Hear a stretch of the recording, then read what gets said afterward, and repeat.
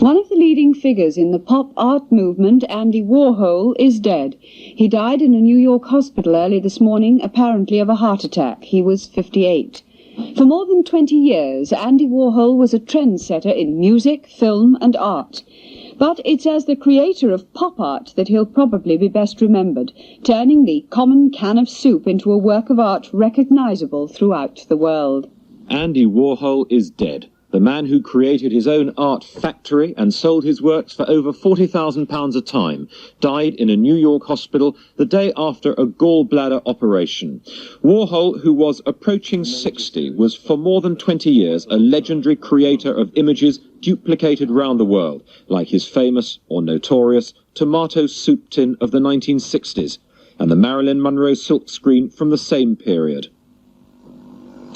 Last July he came to London for a major exhibition of himself, his series of self-portraits. Warhol said everyone goes on painting the same picture. His comments on his own work were always jokey. Others called him frightening and the greatest image capturer this century. Just being able to get up and out. Why is that such a problem? It's, I don't know, it's always a problem. Andy Warhol, who died today. Andy Warhol is dead. He died of a heart attack at a hospital in New York after undergoing gallbladder surgery. He was 58. Ben Brown reports. Warhol came to symbolize the 60s with his paintings of soup cans and car accidents and his sculptures of soap pad boxes. He produced offbeat movies, including an 8-hour film based on a man asleep in bed. He once said that everyone would be famous for 15 minutes, and in an interview on independent radio, he said he loved photographing celebrities. What you call a famous person walks by and I snap their picture. Why do you do that, and how do you know they're famous? Well, I saw the picture in the paper. It's very original, Mr. Warhol. I know, well, it's true. I'm not very original. Born Andrew Warhola, he was a son of Czechoslovakian immigrants in Pittsburgh, but it was New York where he loved to live and work. New York, there's such a great variety of great-looking people, sportsmen and movie stars and actors and everything like that. In 1968, Warhol survived an assassination attempt the day before Bobby Kennedy was killed. A critic once summed up his life like this: Warhol is not a great artist, but his place in the history of art is secure. Andy Warhol, guru of pop art, has died in New York. He died in hospital the day after a gallbladder operation. The director of New York's Museum of Modern Art described Warhol tonight as a serious artist who pretended to be unserious. He said Warhol's paintings were like a meadow in the middle of Manhattan. Everything about Andy Warhol had an air of unreality and uncertainty. There were doubts about his age, some were just under 60, and for a lot of people just as many doubts about the artistic value of his works. The most famous of those were his pictures of the Campbell's soup can. "I've been eating soup for 20 years, so I painted it," he said. Many in the art world said Warhol was a genius for immortalizing the facts and the myths of daily life, and called it pop art. For his silk screens, he set up the so-called factory in New York, which later turned its hand to avant-garde filmmaking. He seemed to laugh at his own work. Because everybody paints the same picture over and over again anyway, So you could have stuck with the soup tins and the Brillo boxes? Well, just a soup can. That would have denied us an awful lot of your more successful paintings, then, images. Well, no, then people would just less to think about. He made those comments last year in London at an exhibition purely composed of self-portraits. And there's no doubt that in becoming the best-known modern artist since Picasso, he showed that one of his greatest talents was for keeping the world fascinated by Andy Warhol.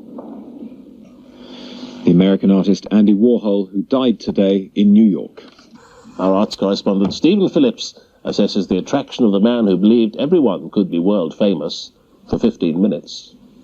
Andy Warhol looks a scream. It was always difficult, some might say impossible, to separate Warhol's art from Warhol the man. From his earliest shows in the 50s, Warhol put himself on display, either in or beside his art. And he himself, as personality and artistic rebel, often attracted more attention than the work. Very definite understanding about the modern sense of fame, and his work is really about fame. famous in a kind of adjunct to his work. It's really what the subject matter of the work is. He'll be remembered as one of the founders of American pop art and of the phenomenon that became known as pop art in general. Part of his greatness was that he remained very, very young and very contemporary. That is to say that when you were with him, he was always with young people and with young artists, encouraging them, buying their work, and being involved in the present moment. In 1962, Warhol painted a soup can, and overnight returned modern art, which had become abstract and rather high-minded, to the everyday. More than anyone else, he selected the icons of the mid-20th century and mass-produced them using teams of printers, an organization which became known as the Factory. Always relying heavily on his own personality cult, Warhol went on to make films and to publish a magazine. One of his last projects was to direct this pop video. Warhol made his trademark enigmatic appearance.